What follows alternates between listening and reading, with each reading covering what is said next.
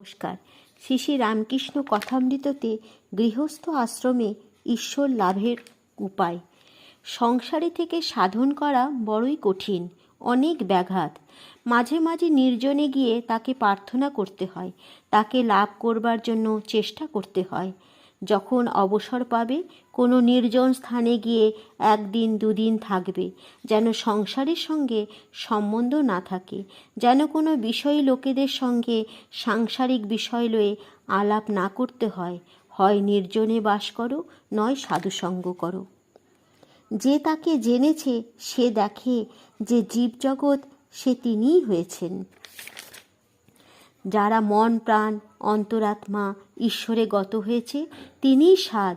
যিনি কামিনী কাঞ্চন ত্যাগী তিনিই সাধু। ফুটপাতে গাছ দেখেছ? যতদিন চারা ততদিন চারিদিকে বেড়া দিতে হয়, না হলে ছাগল গরুতে খেয়ে ফেলবে। গাছের গুড়ি মোটা হলে আর বেড়ার দরকার হয় না, তখন হাতি বেঁধে দিলেও গাছ ভাঙবে না। গুড়ি যদি করে নিতে পারো, আর ভাবনা কি, ভয় কি? বিবেক লাভ করবার চেষ্টা আগে করো। তেল মেখে কাঁঠাল ভাঙো, হাতে আঠা জড়াবে না। নমস্কার।